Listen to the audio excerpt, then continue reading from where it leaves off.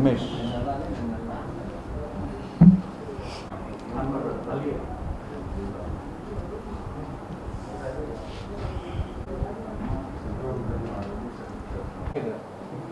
అందరికీ నమస్కారం.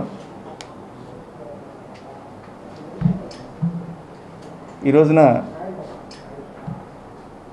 తెలుగుదేశం పార్టీలో ఏళ్ల తరబడి పనిచేసినటువంటి దాసరి రాజా మాస్టర్ అను నేను, అలాగే నా సోదరుడు ఎర్రగోపు నాగేశ్వరరావు, వాసు గారు, ఇట్లా అనేక మంది తెలుగుదేశం పార్టీకి రాజీనామా చేసేందుకు గాను మీడియా సోదరులను ఇక్కడికి ఆహ్వానించడం జరిగింది. మరి మీ అందరికీ కూడా తెలుసు, మీడియా సోదరులుగా రాజకీయాల్లో వివాదాలకి తావు లేకుండా పనిచేయటం అనేది కత్తి మీద సాము లాంటిది. అటువంటిది సుమారుగా 32 సంవత్సరాల పాటు తెలుగుదేశం పార్టీలో అనేక కష్ట నష్టాలకు వచ్చి పనిచేసినటువంటి నా గురించి మీకు తెలియంది కాదు. మరి ముఖ్యంగా 2015 నుండి 2019 వరకు తెలుగుదేశం పార్టీ అధికారంలో ఉండి నిర్వహించినటువంటి రాష్ట్ర స్థాయి నాయకత్వ శిక్షణా శిబిరానికి డైరెక్టర్గా పనిచేసినటువంటి అంశం. ప్రతిరోజు 355 కిలోమీటర్లు గుంటూరు నుండి కందుకూరు, కందుకూరు నుండి గుంటూరుకు ప్రతిరోజు ప్రయాణం చేసి శిక్షణా తరగతులను నిర్వహించినటువంటి అంశం. పార్టీలో ఈ అంశాన్ని ఎందుకు మీ దృష్టికి తెస్తా ఉన్నానంటే, తెలుగుదేశం పార్టీ అధికారాన్ని కోల్పోయిన తర్వాత జరుగుతున్నటువంటి 2వ మహానాడు కార్యక్రమం. నేనైతే అనుకున్నాను, ఈ 2వ మహానాడులో అయినా చంద్రబాబు నాయుడు గారి ఆలోచన విధానం మారుద్దేమని నిన్నటి నుంచి నేను వర్చువల్ ఆ డిస్కషన్ అబ్జర్వ్ చేస్తూ ఉన్నాను. ఏమి మార్పు కనపడకపోవడం నాకు కాస్త బాధేసినటువంటి అంశం. రాజకీయాల్లో ఉన్నటువంటి ప్రతి వ్యక్తి కూడా పదవుల కోసమో ఉన్నతమైనటువంటి అధికారాలని అనుభవించడం కోసమే పనిచేస్తారంటే అది కరెక్ట్ కాదు. రాజకీయాల్లో ఈ రోజున ఇంకా రాజకీయాలంటే విలువలు ఉన్నాయంటే ప్రజలకు సేవ చేసే ఆలోచనతో ఉన్నటువంటి వ్యక్తులు ఇంకా ఉన్నారనేది మనందరం కూడా, ఇది సత్యదూరం కాదు. ఏ కాడికి అధికారమే పరమావధిగా ఆలోచన చేసేటటువంటి విధానం నేను ముఖ్యంగా చంద్రబాబు నాయుడు గారితో చాలా ఎక్కువ సంవత్సరాలుగా కలిసి పనిచేసినటువంటి అంశం. అనేకసార్లు ఎమ్మెల్యే సీట్ ఇస్తానో, ఎమ్మెల్సీ చివరి నిమిషంలో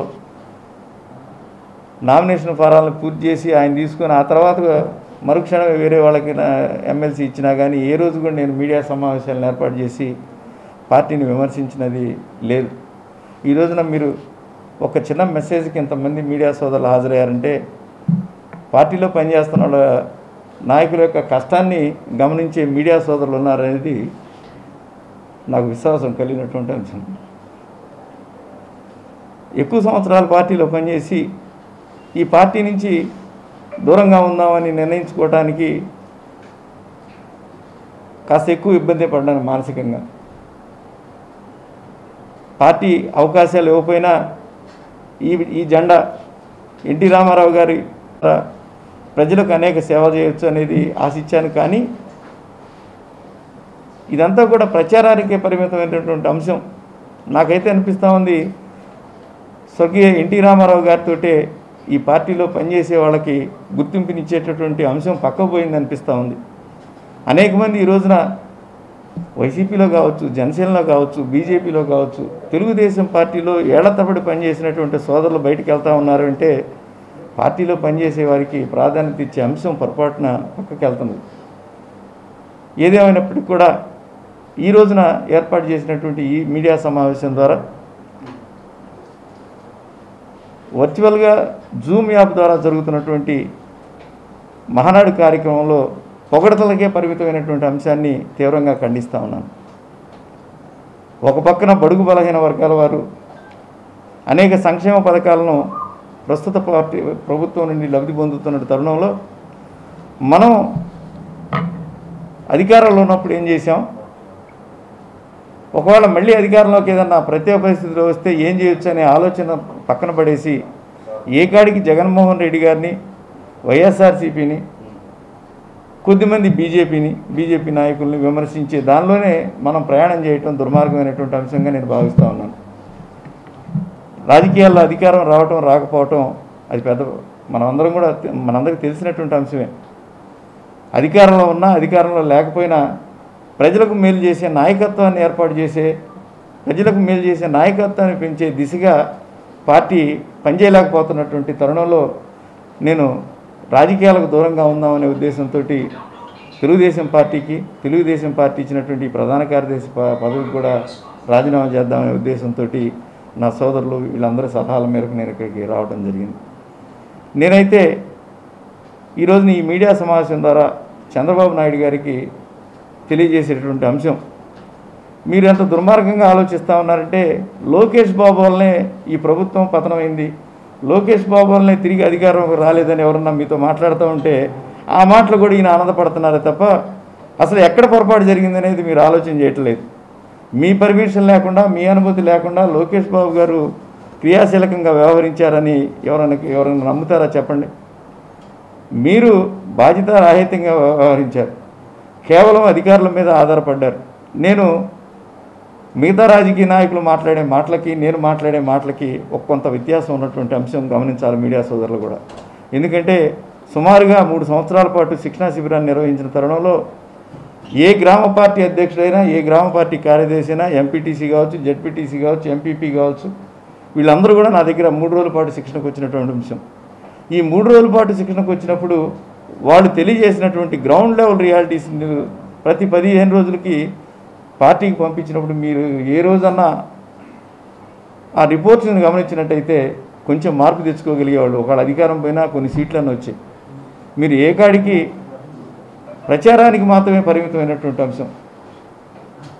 3 సంవత్సరాల పాటు గుంటూరు నుంచి కందుకూరు వెళ్ళి నేను శిక్షణా శిబిరాన్ని నిర్వహించగలిగాను. ₹10 జీతం కూడా మీరు ఇస్తానంటే 3 లక్షల జీతం ఇస్తానంటే నేను తీసుకున్నప్పుడు తీసుకోవాలా. ఇది మీడియా ద్వారా స్థిరంగా చెప్తున్నటువంటి అంశం.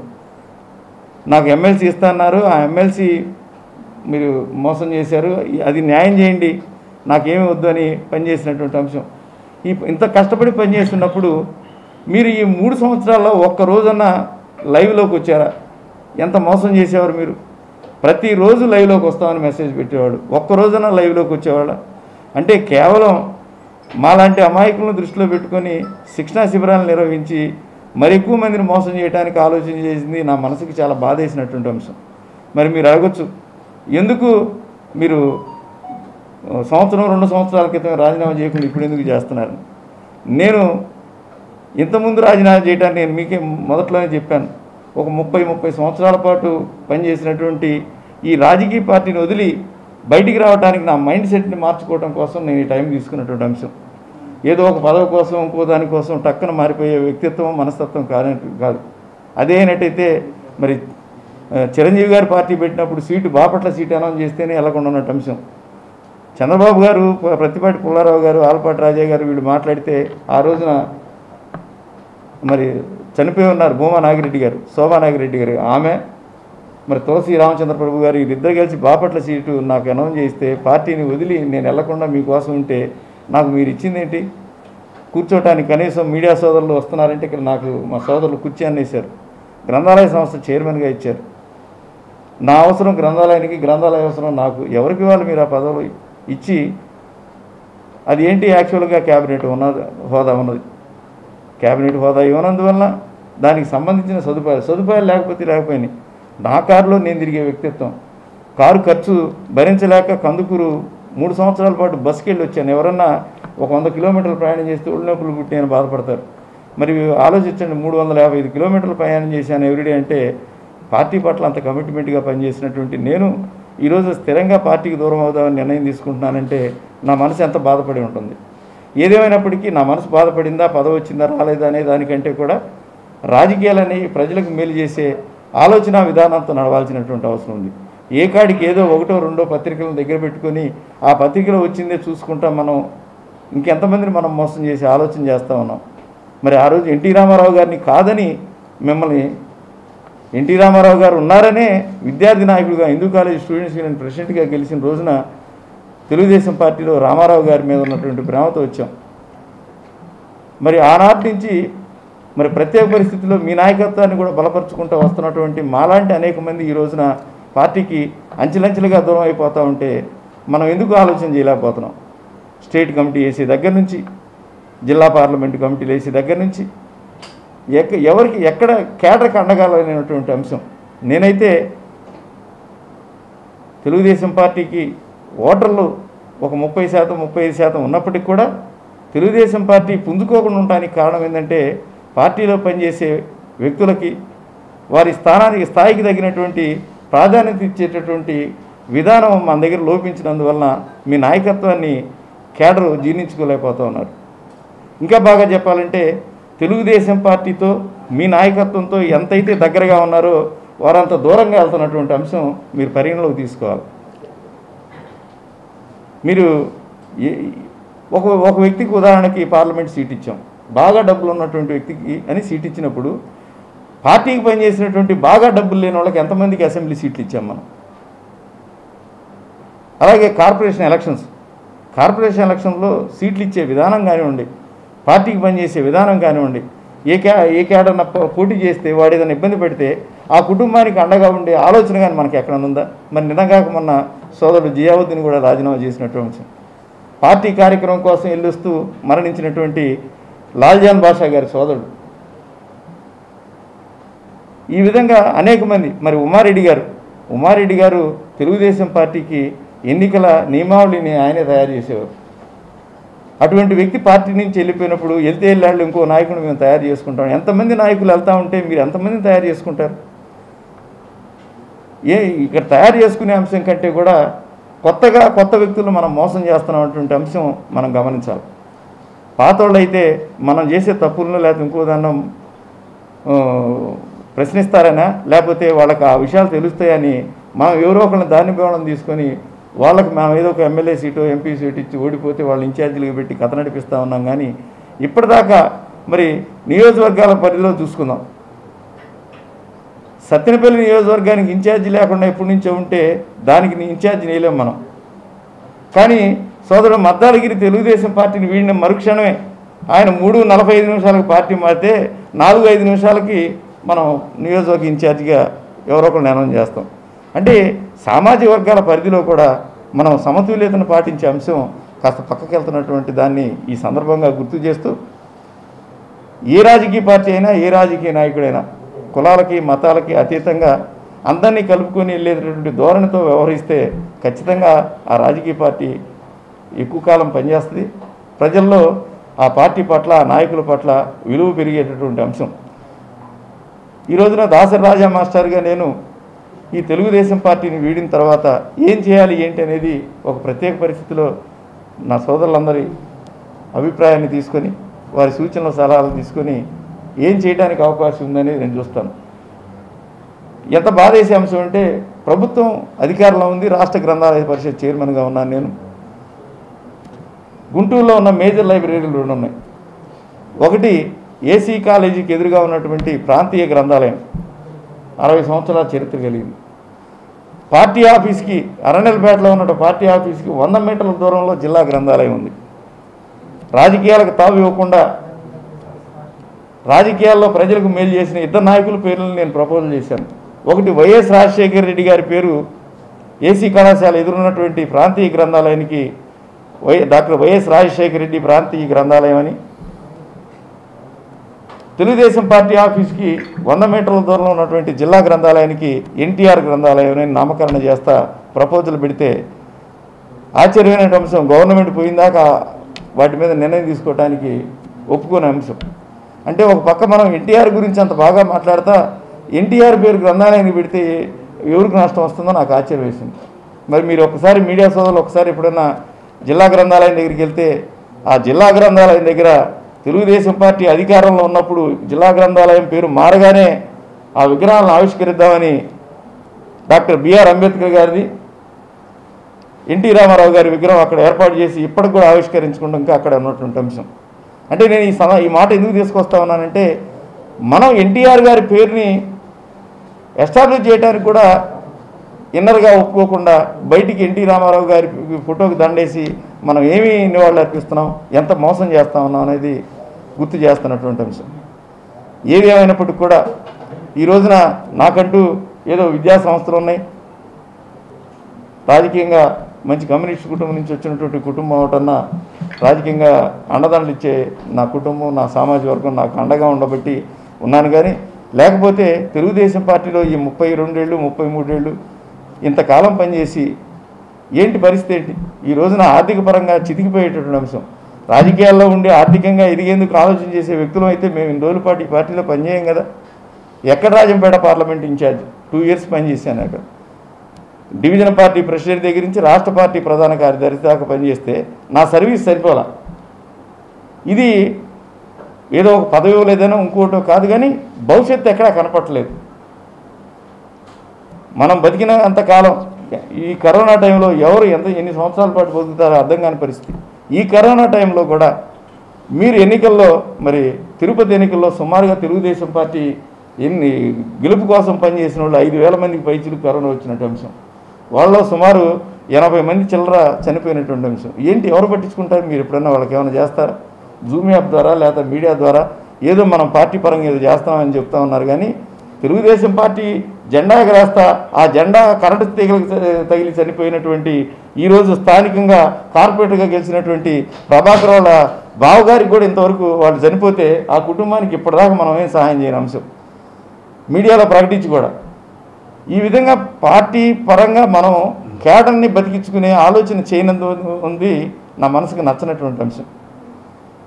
రాజకీయాల్లో అనేక సందర్భాల్లో ఆటుపోట్లు ఎదుర్కోవడానికి కేడర్ని సిద్ధం చేసుకోవాలి. కేడర్ కూడా అట్లా పనిచేస్తుంది.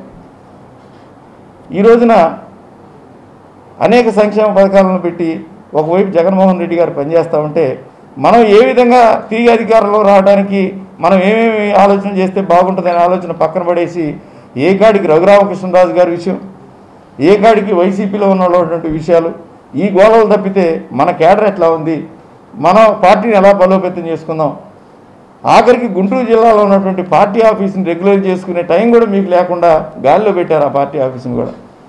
తెలుగుదేశం పార్టీ ఆఫీసు చుట్టూ ఉన్నటువంటి కుటుంబాలు ఉన్నాయి సుమారు 150 పైచులకు, 40 గజాలు 50 గజాల ఇల్లు. తెలుగుదేశం పార్టీ అధికారంలో ఉన్నప్పుడు ఆ ఇళ్ళని రెగ్యులర్ చేస్తే ఈ రోజున ఆ 150-200 ఇళ్ళు తెలుగుదేశం పార్టీ ఆఫీసుకి కానీ పార్టీకి కానీ అండగా ఉన్నటువంటి అంశం కూడా 40 ఏళ్ల ఇండస్ట్రీ అని చెప్పుకునే మనం ఎందుకు అట్లా చేయలేకపోయాం? పార్టీ ఆఫీస్ చుట్టుపక్కల ఉన్నటువంటి రజక సోదరులు ఉన్నారు 40 గజాలు 50 గజాలు, అవన్నీ రెగ్యులర్ చేసి వాళ్ళకి ఏమైనా ఇల్లు కట్టిస్తే మన చేతిలో పనే కదా, ప్రభుత్వం మనది ఉంది, లేని వాళ్ళు ఉంటున్నారు.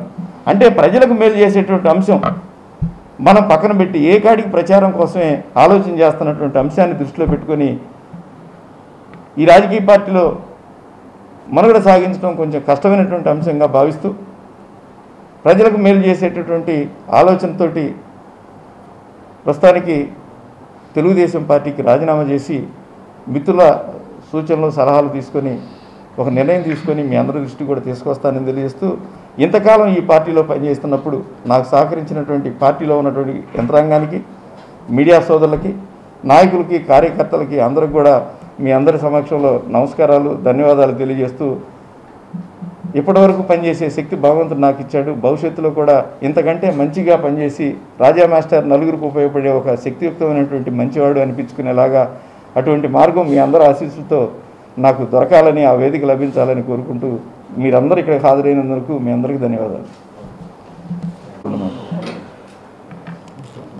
నా పేరు ఎరవ, నేను పార్టీలో మేము ఆ రోజు నాకు వచ్చినాక నేను తెలుగుదేశం పార్టీలోనే మొట్టమొదటి నాకు ఓటు పుట్టింది, ఓటు వచ్చినా తెలుగుదేశం పార్టీకే వచ్చాను నేను. కానీ ఇవాళ ఇదే రోజున మళ్ళీ తెలుగుదేశం పార్టీలో నుంచి బయటకు వెళ్ళడానికి ఎంచుకోవడానికి కారణం కూడా ఆ రోజు ఎన్టీ రామారావు గారిని దృష్టిలో పెట్టుకొని ఆయన అడుగుజాడలు నడిచి మేము పార్టీలో చేరాం. ఇవాళ మళ్ళీ ఇది ఆయన బర్త్డే సందర్భంగా పార్టీలో నుంచి బయటకు వెళ్తామని నిర్ణయం తీసుకున్నామంటే మేము పార్టీలో ఉండి ఎంత మనస్తాపం చెందామో, ఇన్నాళ్ళు పార్టీ కోసం ఆహరించి పనిచేసిన వాళ్ళని పక్కన పెట్టేసి ఎవరెవరో కొత్తగా వచ్చిన వాళ్ళని ఇంకా రకరకాలుగా ప్రలోభ పెట్టిన వాళ్ళని వాళ్ళకు ప్రాధాన్యత కల్పించారే కానీ పార్టీలో పనిచేస్తున్నారే, పార్టీలో పనిచేసిన వాళ్ళకి ప్రాధాన్యత ఇద్దామనేది చంద్రబాబు నాయుడు గారు కానీ వారి యొక్క అనుచరులు కానీ ఎవరు కూడా ఎప్పుడు మమ్మల్ని విశ్వసించాల. కాబట్టి అలాంటి పరిస్థితుల్లో మేము ఆ పార్టీల్లో పనిచేయడానికి ఇష్టం లేక ఎన్టీ రామారావు గారిని దృష్టిలో పెట్టుకొని అయితే మేము పార్టీలో చేరామో, ఆయన బర్త్డే సందర్భంగా మేమైతే పార్టీలో నుంచి పార్టీ సభ్యత్వానికి మాకున్న పదవికి కూడా రాజీనామా చేస్తూ మీ అందరూ సహకారం ఇచ్చినందుకు సంతోషం తెలియజేసుకుంటాం.